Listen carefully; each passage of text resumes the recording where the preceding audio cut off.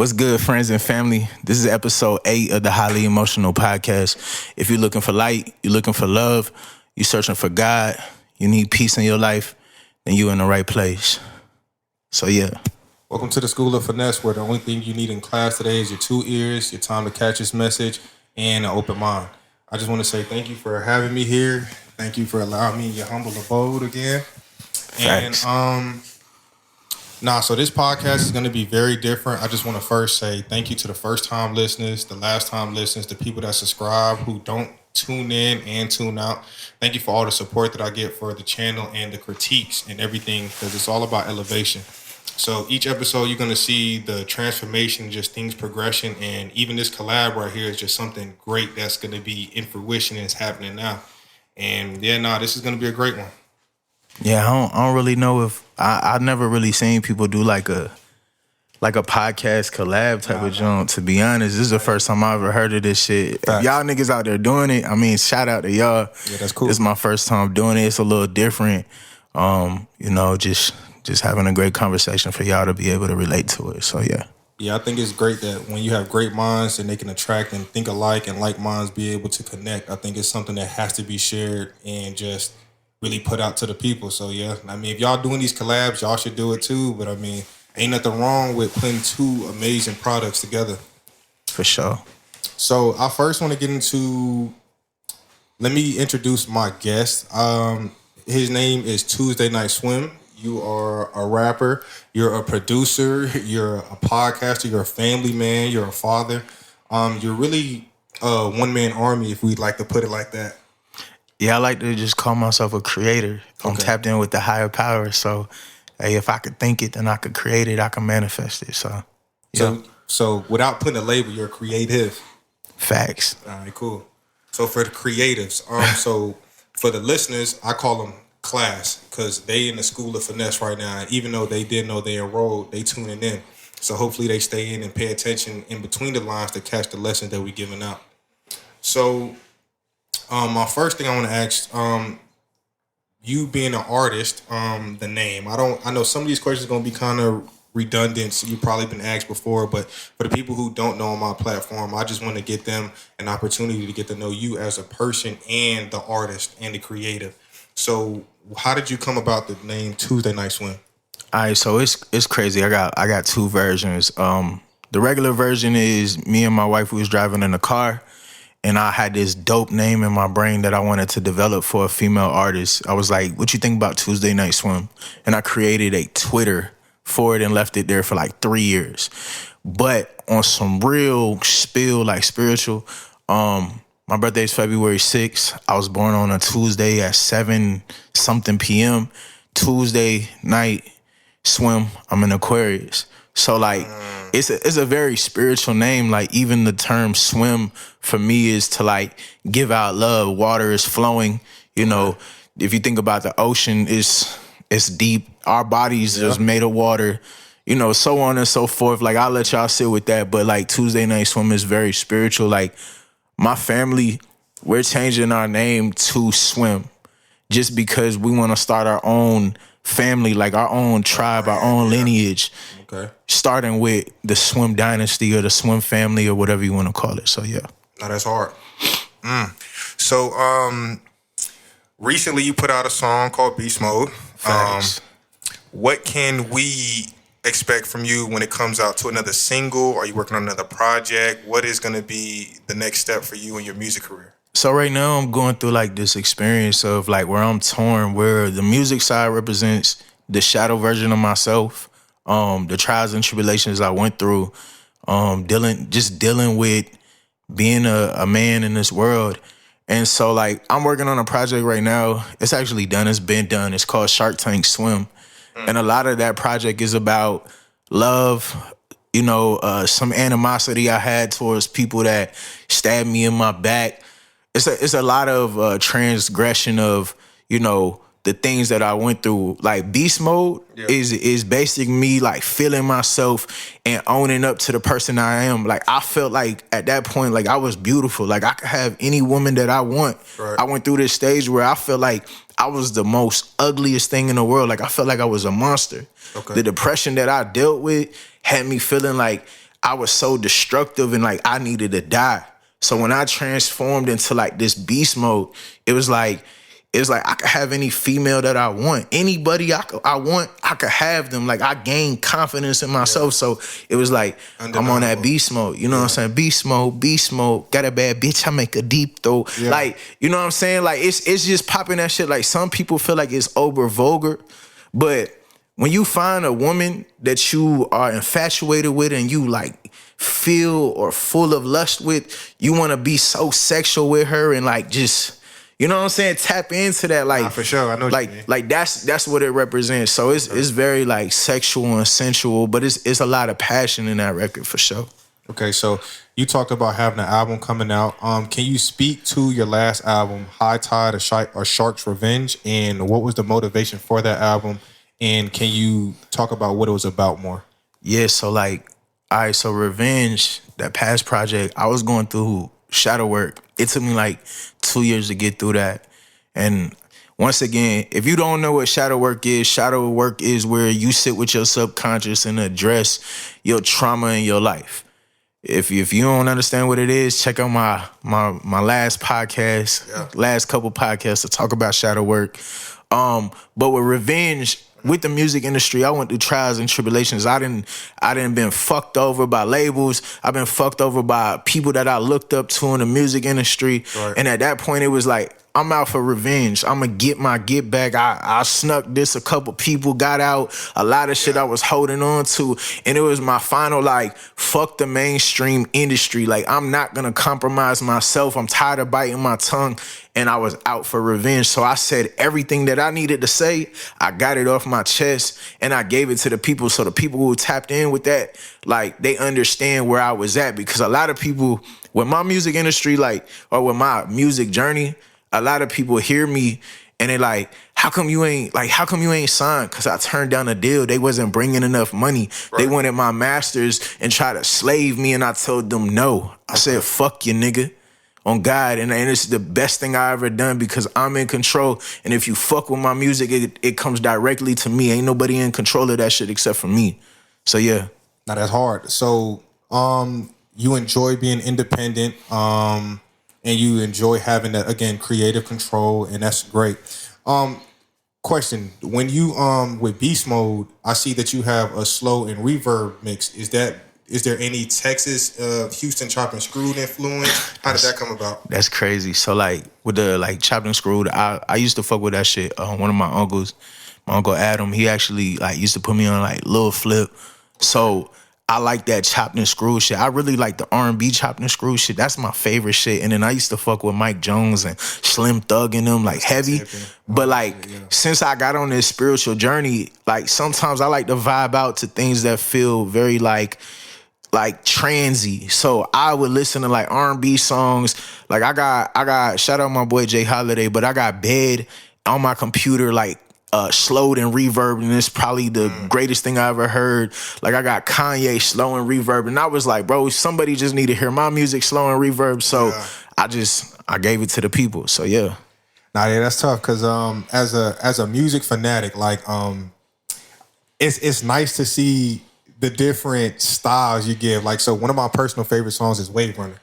Like, yeah, that's me. So when I saw Beast Mode come out and I was listening to it, just to see the chopped and screwed aspect of it, I needed to know like how and what made you want to go that way. Because it's not a lot of people that's coming with that chopped and screwed. Because that chopped and screwed give you that candy paint, like you driving that night, that feel, get you that's that exactly little road, why I did it. Like, so that was really great to see, and I'm glad, and I appreciate that. As at least somebody like fuck with that shit, because I was like, man, I wonder if people gonna feel like this. Actually, what I'm gonna do is the whole Shark Tank Swim that's gonna drop, the whole project, I got a slow and reverb version. Oh no, yeah, shit like that. That's gonna be hard. So when you put that shit in your system and you riding around at night, cause that's what I be on. I got my 12s in the back, and I'm gonna go play that slow to shit, and it's just gonna hit different. That shit get you thinking. That shit just put you in a little pocket. So I've always loved that. So I'm really glad to being a fan of the music to see that slow verb and that chop mix come out. That's nice. Yeah. So can you talk about your recording process, Henny? Do you write? Do you go off the top? Do you have inspirations? Like, do you write things down? What's your method when you walk in there? So, I mean, we in my studio now. Like, Okay. you know, for me, like, when it comes to my recording process, a lot of times, like, I record based upon my emotion. Like, I got songs where I'm having really fucking horrible days. Yeah. And so, when it comes to me, like, I just allow my spirit to just naturally say whatever I'm feeling. Okay. Like I said, if you going through something and we having a conversation, that might even turn into my song, and it'll be your story, but it'll be my voice because, like, people can don't tell that understand story. this about me, but, like, I can, like, I'm an empath. I hate these terms because people try to put you in a box, but, like, I can feel energy. So, like, if you feel it, you don't even got to tell me. Yeah. And we'll be just vibing, and your story would be on a song, and you'd be like, bro, I could relate to this. Can I have this song? So, like, when I'm going through something, like, if I'm having a fucked up day, the first thing I'm gonna say on the song is, like, I'm fucked up right now. Like, that's gonna be the first thing I say. Yeah. And it's so simple, but, like, I'd rather it be raw emotion instead of me trying to be like this lyrical ass nigga. Like, I don't care about all that. I care about sharing a story. Yeah. So, yeah. So now, a lot of your songs you can relate and feel to it a different way. So yeah, I like that you have, like, again, with you being independent and having that creative control to do it, like, and even having a homemade studio and doing it by yourself. So it's nice to see the work that you have and the work that you put in, and to see how it translates into the music and your approach and how it's different, because it's not a lot of different going on in the rap game right now in the music industry, and it's just really a lot of negativity. So it's very refreshing to have a different outlook on the music and the industry. Facts. So I got to, for class, we're getting to get to know him as an artist, but let's pivot into who he is as a person. You're very tatted. What is one of your favorite tattoos? I'm gonna say, like, I got mixed emotions. So, like, Okay. obviously, I'm gonna be cliche and I'm gonna say all my children's name on my body is my That's favorite. Right. You got a top 3? But I got my grandmother when she was a teenager on my back. That sits with me. I got so many tattoos. Can I be honest? I gotta tell you something, bro. Like, I never said this, but to be honest, I started getting tattoos because I was insecure with myself. Like, Expound. So Pete, I used to feel I was so ugly. I was a light-skinned nigga, and, like, I just feel like I wasn't him.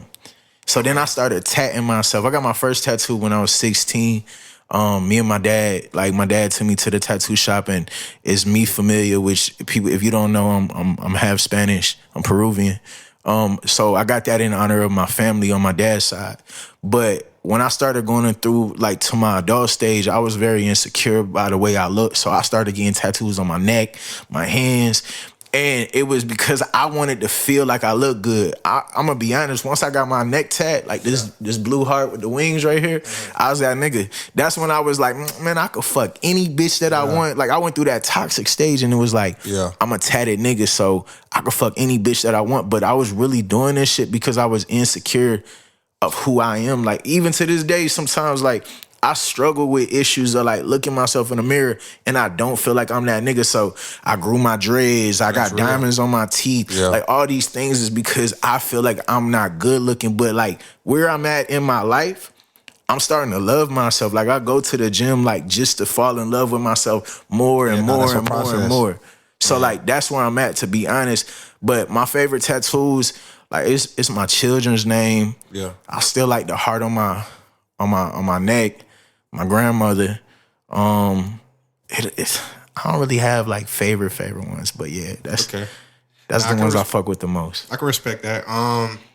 That is really interesting to hear that your journey through your tap process and why you first did it and what they mean to you and just the different things that come about, because you'll see people and they'll judge a book by its cover based on the tattoos or the image, and they'll be like, oh, he might look like a thug, he might look like something, and they'll just have it all misconstrued. So that's very interesting to hear, to see that's where it came from. It's funny you say that because, like, bro, it's so crazy. Like, being tatted, I didn't realize how, like, the world perceives me. So, like, when I'm by myself, the world sees me as, like, an aggressive nigga. Like, I'm all love. I always been all love. I, like, when it was on some aggressive shit, it was only because people, like, fucking hurt me or took advantage of my emotions. But like when I'm by myself, I gotta watch out for the police. I gotta watch out for niggas, and I gotta watch out for white people. When I'm with my family, it's like the world looks at me as like, oh, he's a dad with his kids. When it's me and my wife, it's like, look at this young couple and look at this nigga with this girl and this and that. But like when I'm by myself, the different perceptions. I gotta be on alert. I gotta sit here and have my head on a swivel because everybody has this like thought of they think that they know who I am, and it's so fucked up. And it's like, bro, y'all don't realize I'm a beautiful person. Like, y'all gotta stop judging me, bro. I'm so deep. There you go, the word judging. I don't have that nigga mentality. I'm not a real nigga. I'm sorry. I'm not a real nigga. I'm a man. And which means, like, if you don't understand what that means, I don't have that mentality where I'm gonna hurt somebody, this, and that. The only way you gonna be harmed by me is if you fuck with my family. Like, that's just what it is. Like, I don't give a fuck about none of that shit. Like, I'm on a spiritual journey. I'm all high vibration, all peace, positivity. I'm searching for God. The last thing I care about right now is doing anything mischievous that would fuck up or jeopardize my family. Like, I'm good, bro. So yeah, sorry. I'll be ranting. Oh, no, you good, bro, because that's what this is about. So, yeah, class. So, on the podcast, I like to change the negative connotation of things. So, the phrase being a real nigga, it's so many stipulations, and it's so fucked up out here what it means to be a real nigga. Like, yo, you have being in the streets, what it is to be a real nigga. But, like he said, bro, he's a man. So, I mean, if you want to take being a man and being a real nigga synonymous, just make sure it goes down the same line. Like, yo, if you're going to be real with yourself first. And also take the word nigga out, because if you look at where the word nigga is originating and where it came from, we've changed that word into a term of endearment. So if you're going to be a real personable friend, be relatable, be accountable, be dependable, be someone people can actually trust and come talk to and stuff like that. So, I mean, being a real nigga is passing your classes. Being a real nigga is taking care of your responsibilities, having your priorities together and stuff like that. That's what it takes to be a real nigga, or even what you call a man, because a man, we go through a lot of things. And you just heard like when he goes outside, like he's already being misperceived and judged just by his appearance. And what's a safe place for a person to walk if he can't go out in public and everyone is looking at him as if he's done something wrong just based off his tattoos? So now that's real, and thank you for sharing, because yeah, people don't understand the struggles that you might go through just on a day-to-day basis, and that's some hard shit. No, that's facts, bro. Okay, let's see. Let's pivot some more. When it comes to, so you have a tattoo called La Familia, and it's me familiar, but yeah, same shit. Familiar. And so family's important to you, and when did family become one of your top priorities? And the reason I say it like that, because as people, we have our own ideals and our own goals and stuff like that. And family sometimes isn't always taken care of, or family isn't always paid attention to, or isn't important on our life. When did family become one of the biggest things for you, or when did you get centered around family? And we back. So when did family become important to you, and when did you start realizing like who you were in your stance in the family? When did you realize your responsibility and your role? To be honest, I didn't become this person that I am, the man that I am, until I got married. Okay. Once I got married, I realized that I was a leader. And I realized as a leader, you lead from the front, not from the back, right? That's when it happened for me. When I had my son, like, I don't got favorites. Like, some people hear this shit and they think it's like favoritism. But when I had my son, that's when I changed my mentality, and I realized I gotta be an example as a man. Like, my biggest fear is that if I'm not here, that if my wife remarries another nigga, then another nigga can come into my son's life and show him his version of being a man, which might not be a man in my eyes. Yeah. So as a man, it made me realize that I gotta be responsible. Yeah. I gotta lead. If it's a million niggas at my door, I gotta be the nigga to answer the door. There is no backup. Like, I realized I gotta be that. And that's the crazy thing, is like, most people think like being a man and being a family man, you gotta be this tough, real nigga. Man, I'm gonna be honest, it's the scariest thing. Being a dad, being a husband is scary, because if it's a million niggas at my door, I realized that it's just me, and I gotta be willing to sacrifice myself. Yeah. That shit is scary as fuck, bro. Yeah, it's cool. So when it comes to being a man, yeah, there's no real rule book. There's no real At all. There's no play-by-play. There's no one telling you exactly how to go about these things and how to maneuver in life. So you just try to do it in a respectable manner. You try to go off the good influences and the good role models that you might have had before you, so you can model yourself off such and then learn from their mistakes so you can have the best example for your kids. So now, being a man out here in this world is very hard, especially when there's a lot of preconceived notions of what it's supposed to look like.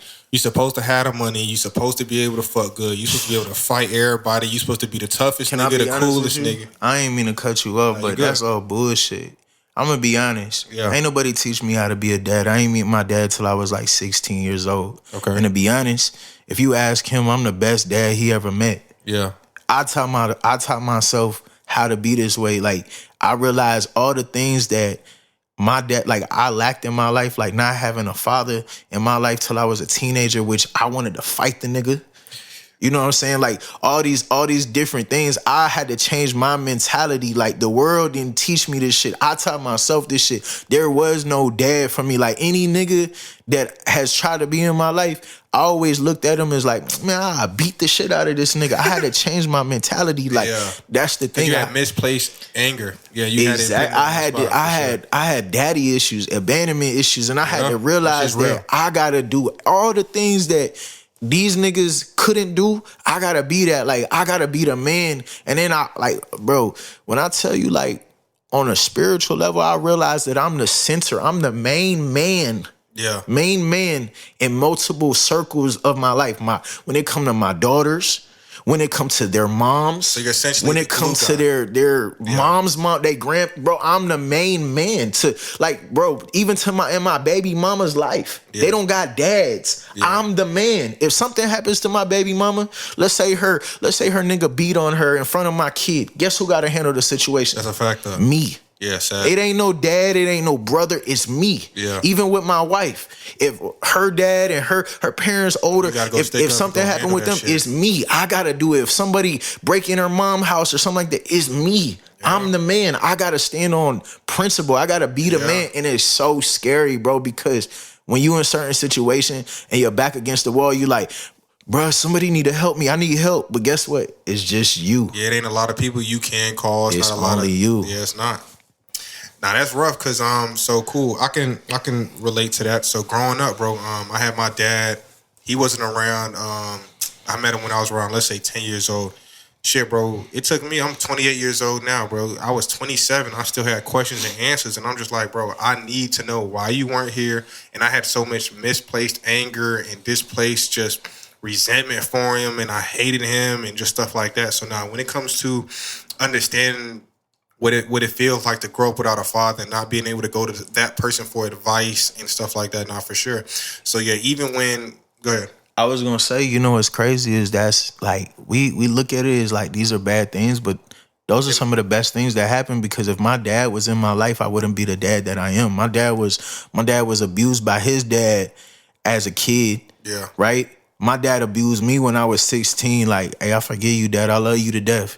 Right? But if my dad would have been in my life, imagine if I would have repeated that to my son. Yeah, who knows what would have happened? You feel me? Like, we have to realize these things that happen, they set us up for us to look at these situations and be like, nah, I'm going to be in my son's life. And not only that, I'm going to make sure that I'm there for every single event. Like, bro, when my son was born, I took this nigga to basketball games, football games. Yeah. Bro, I didn't went to monster truck rallies. And every single event that I take my son to, I cry.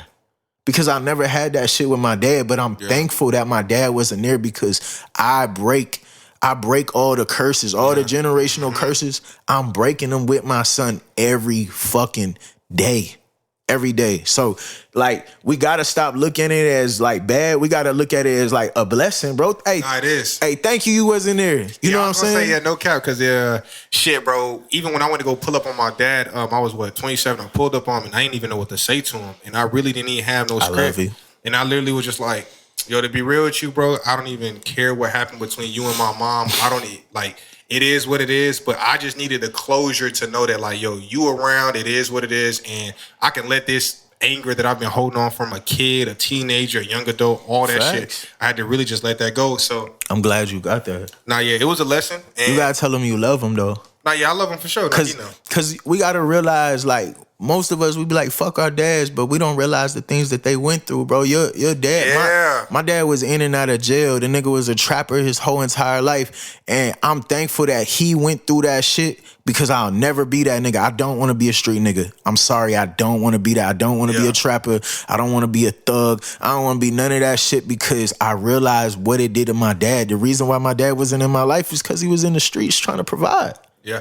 Hey, and that's crazy. So as a kid, y'all need to think about it like this. Our parents are adults. They're regular human beings as well. They just shield us from everything they're dealing with. They're kids, bro. Yeah, big ass kids too. We're still kids. We're all big ass kids. Age really is just a fucking number. Like, yo, listen. Shit fake. Yeah, bro, that shit is crazy. Like, real shit. Like, your parents went through whatever they went through, and you just didn't know shit about it. So while they out here trying to pivot and understand life and trying to maneuver through it, they ain't got no role play and no playbook to this shit too. So they just trying to figure their shit. So whatever trials and tribulations they were going through and depressions and things that they battled as a kid, you didn't know. So when they had to make those hard decisions and they had to step away, or to each his own, like, just for everybody's family, the situation is different. Like, our parents literally are just parents. They have this godlike, and they have this so invincible type of, oh, everything is going to be okay, because that's their job, to try to just make it all look good and perfect. And for the people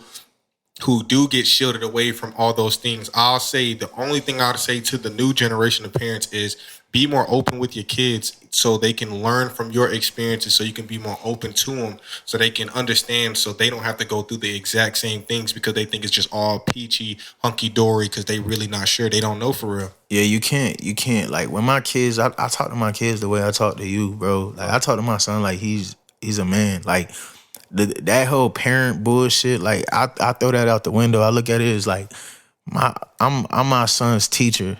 Yeah. And a lot of things I gotta teach him, because my son, he curious. So he asks a lot of questions like, Dad, what's that? What does this mean? What does that mean? I gotta explain it in the real version. I can't give him no, like, kids play Toy Story ass version. I'm like, nah, this is that. This is what that mean. Like for example, my son's like, Dad, why? Like, he'll watch something and be like, why is there two guys kissing?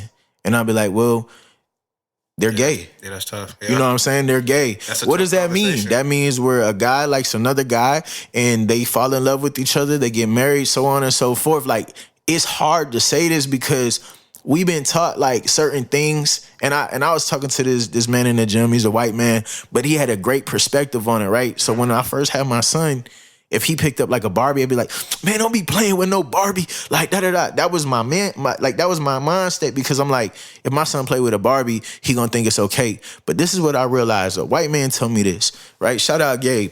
This is what he said. He said, and this might sound crazy, but he was like, if my son plays with a Barbie, I'm going to let him play with a Barbie. I said, what if your son want to wear a dress? He said, I'm going to buy him a dress. I was like, what? He said, this is the thing.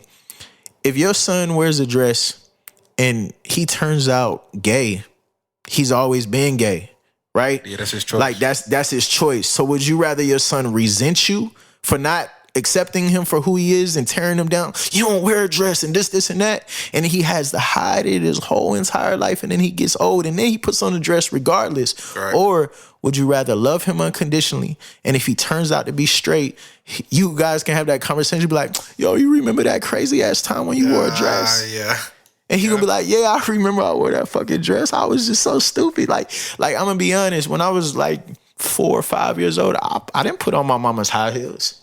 You know what I'm saying? It wasn't because I wanted to be a girl. It's just because I wanted to see what the fuck the shoe was. Yeah. I was curious on why this shoe looked that way. It wasn't the fact that I wanted to be a girl. Nah, for sure. Some children are just curious. So they want to understand how does this function. It's not because they're gay or they trying to be gay. Children are confused regardless. That's part of life. You're confused until you figure it out. So at that point, you have to just love your children. You can't attack them. So with my son, I'm informative. Man, that's this. Like, I gotta tell him, because if not, back to what I was saying about a man, teaching my son how to be a man, he's gonna be confused. He's gonna be confused, and then he's gonna develop insecurities. So I gotta tell him like, oh, yo, this is this way. I gotta be direct. Now, you gotta be transparent with him and speak the truth, because I mean, honestly, there's so much misconfusion out here. People, it'll be blurred lines, and experience is the best teacher, but you don't have to go through every experience to learn the lesson. So you could be taught early on, so you know what it looks like beforehand, so you don't have to go down the same route.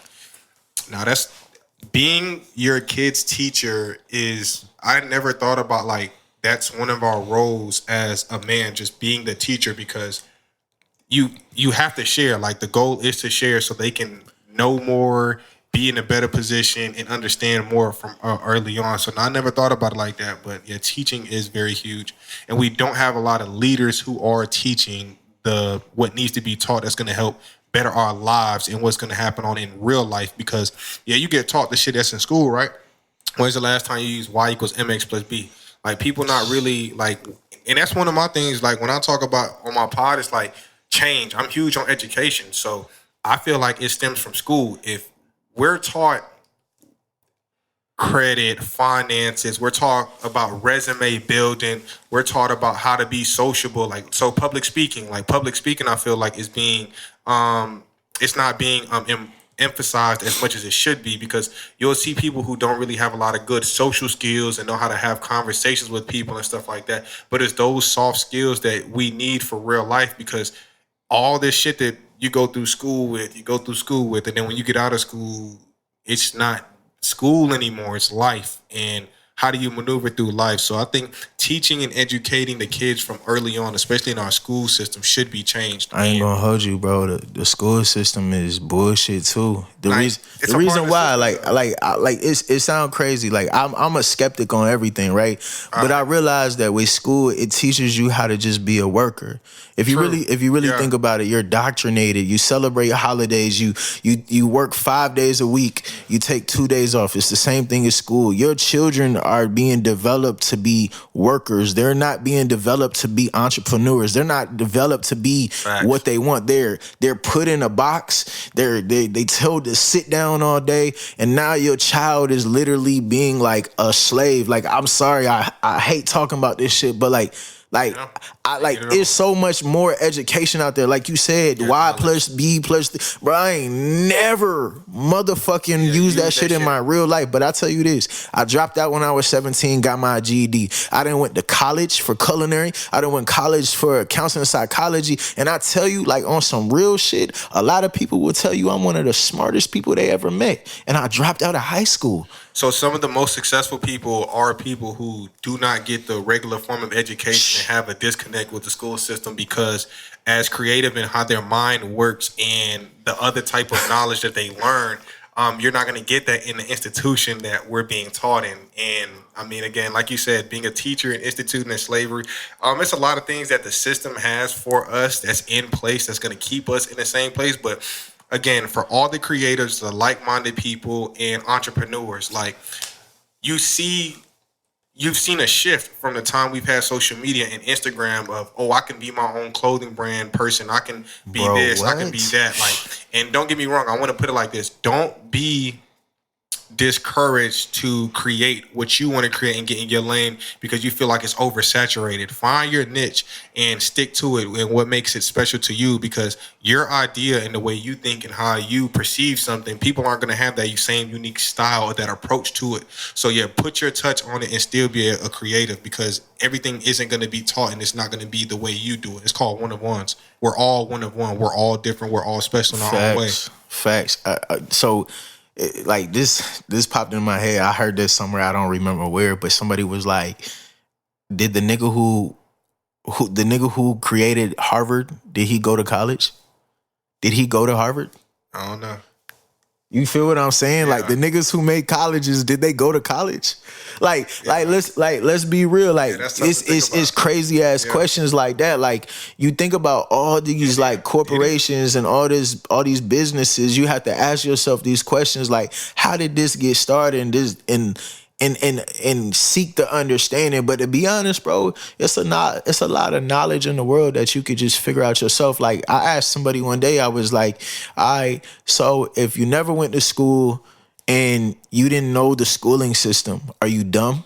Because what about the things in life that you learn? Is a nigga who can't read or write, is he unintelligent? Some people would say no, because he don't know the math and this and that. Yeah. But there's people who are naturally intelligent just off of trial and error. Yeah. If there was nothing in the world and you were the only human being in the world, the only way that you would learn is based upon experience. That's a fact. That's it. Experience teaches you everything. Mm-hmm. That's how it is. Trial and error. Trial and error. And that's why some of the most successful people haven't been in school. They are dropouts, and you hear their success story because they bet on themselves. And that's one of the things I want to talk about. So having a burning desire for something is when you bet your bottom dollar that you know what you want and you're going to go get this goal. So no matter what, it doesn't matter how much money it takes, the work it takes, like you're literally going to win because you don't have another option. So you hear all these, oh, I was homeless, I didn't have this, I didn't have that, I had to do things that wasn't as fun, or I had to go work in this corporate spot, but then I quit. All these people who have these $100,000, $1 million jobs and they quit so they can go find something that they're passionate and they love in. Like, you hear these stories and it's some validity to it. It's because when you don't have anything to bank on, like in my last Raw Ink episode, make your plan A, your plan B, your plan C, and go with it. Like, stick to that shit and don't falter from your goals. Because when you find what you love to do, the work never stops. Let's get that right. Once you love something, you'll never stop nurturing it. You'll never stop pouring into it. You'll never stop it because you love it so much. So it's not going to become a job to you. It's just going to be doing what you love. So yeah, the work, hey, please understand that the work never stops. No matter how old you get, the work really never stops because you just keep putting more into it.